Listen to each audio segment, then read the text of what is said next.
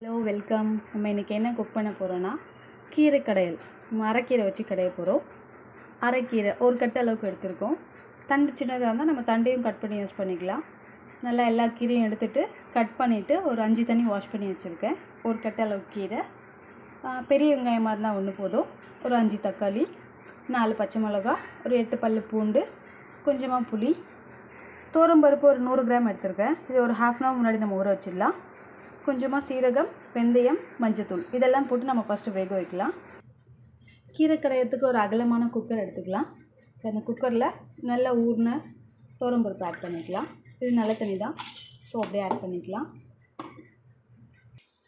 இப்போ இதில் நம்ம கீரை ஆட் பண்ணிக்கலாம்.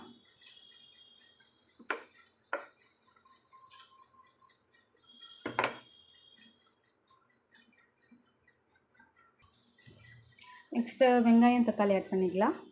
வெங்காயம், தக்காளி, 4 பச்சை மிளகா, பூண்டு, புளியும் ஆட் பண்ணியாச்சு. இந்த ஸ்டேஜில் மஞ்சத்தூள், 1 ஸ்பூன் சில்லி பவுடர் ஆட் பண்ணிக்கலாம். ½ ஸ்பூன் சீரகம், கொஞ்சம் வெந்தயம். இப்போ இதில் தண்ணி ஆட் பண்ணிக்கலாம். தண்ணி பார்த்திங்கன்னா கீரை பாதி அளவுக்கு முழுகிற அளவுக்கு போதும். கீரைக்கு மேலே தண்ணி வந்துச்சுன்னா ரொம்ப தண்ணி, இன்னும் கொஞ்சம் கூட ஆட் பண்ணிக்கலாம்.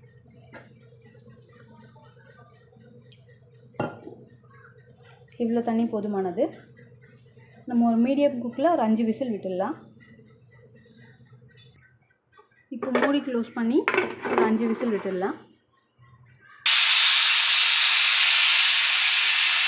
வந்துடுச்சு. இப்போ நம்ம அடுப்பு ஆஃப் பண்ணிடலாம்.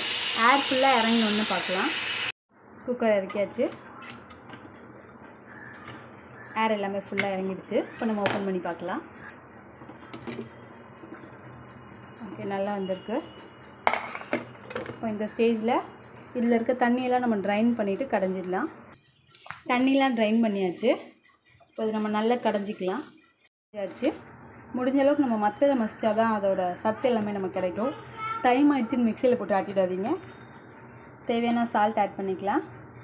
இப்போ நம்ம வச்சுருக்கோம் இல்லையா, இதுலேருந்து எடுத்த தண்ணி, அந்த தண்ணியும் ஆட் பண்ணிக்கலாம்.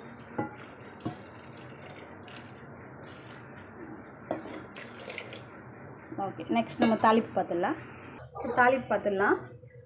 நம்ம சட்டி வச்சு சட்டி சூடாகிடுச்சு.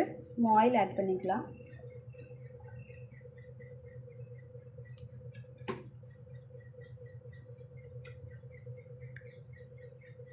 ஆயில் நல்லா சூடாகிடுச்சு. நம்ம கடுகு உளுந்து ஆட் பண்ணிக்கலாம். கடுகு நல்லா பொரியுது. இந்த ஸ்டேஜில் நம்ம கருவேப்பிலை ஆட் பண்ணிக்கலாம். பூண்டு சேர்த்துக்கலாம். 2 காஞ்ச மிளகாய், காம்பு மட்டும் நெக்கி சேர்த்துக்கோங்க. ஜஸ்ட் ஒரு டேஸ்ட்டாக தான். காரெல்லாம் நம்ம பச்சை மிளகாய் ஆட் பண்ணிட்டோம். இப்போ இந்த ஸ்டேஜில் நம்ம கடைஞ்சி வச்சுருக்கோம் இல்லையா, இதை அப்படியே எடுத்து நம்ம இதில் ஆட் பண்ணிக்கலாம். ஆட் பண்ணியாச்சு. இப்போ நம்ம ஒரு கிளறிட்டு இதில் சும்மா ஒரு சின்ன கொதி வந்தால் போதும். வந்தோன்னே நம்ம ஆஃப் பண்ணிடலாம். அதில் தான் ஒரு சின்ன கொதி வந்துடுச்சு. நம்ம கீரை கடையல் ரெடி. அப்படியே சுடு சாதத்துக்கு எடுத்து போட்டு சாப்பிட்டோன்னா டேஸ்ட்டு தாறுமாறாக இருக்கும்.